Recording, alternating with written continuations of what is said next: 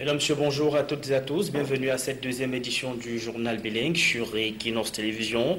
Voici la première partie en langue anglaise avec Ed. Du côté de l'hémicycle de Ngouaikili à Yaoundé. En santé, le comité de lutte contre la corruption de l'hôpital La Quintine de Douala a été installé ce jeudi. Le collège d'infirmiers, de médecins et de personnel de santé a pour objectif de sensibiliser les malades et même le personnel à lutter contre la corruption dans ce milieu hospitalier. Reportage Daniel Wanzede, autre Christelle Wandja. Ils sont nombreux juste à l'entrée de l'hôpital La Quintini de Douala. Ces hommes en ont fait leur profession. Ce sont les démarcheurs. Aucun n'a souhaité s'exprimer à notre micro sur l'activité qui consiste à proposer un spécialiste aux malades qui arrivent dans cet hôpital de référence. C'est une forme de corruption que la direction de l'hôpital La Quintini de Douala entend combattre. Comme vous avez cité, il y a plusieurs intervenants. Et nous entendons donc agir au niveau de ces différents intervenants. Puis il y a un point particulier qu'on va ajouter, l'implication des pouvoirs publics. Parce que les démarcheurs, qui sont un groupe de personnel qui sont en dehors de l'hôpital, il est difficile d'avoir accès à eux partant de l'intérieur de l'hôpital. C'est le travail auquel devra s'atteler l'équipe installée ce jeudi par la CONAC en partenariat avec le ministère de la Santé publique. Les défis sont nombreux puisque les actes de corruption dans cette formation hospitalière sont légion.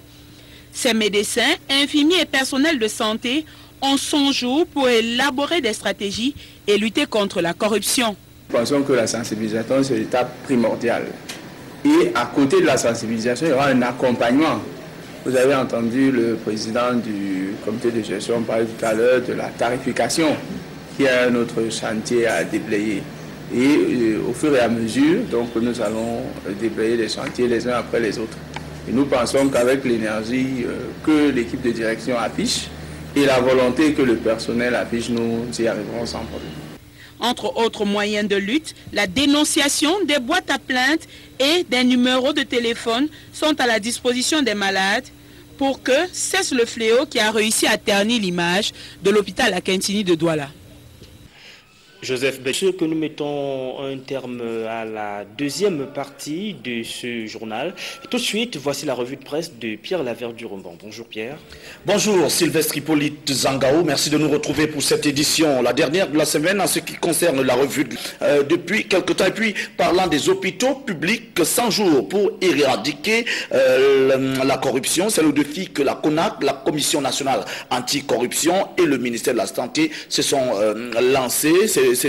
lancés à Douala, 100 jours pour éradiquer la corruption dans les hôpitaux publics de la ville de Douala. Et puis front de deux UPC s'affrontent au couteau.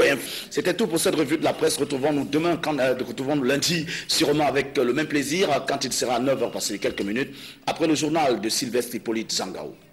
Ce sera certainement avec le même plaisir, Pierre Laverdure-Romban, mesdames, messieurs. Edwin Fortamfou et moi, nous vous retrouvons quant à nous tout à l'heure lorsqu'il sera 10h pour le flash d'information.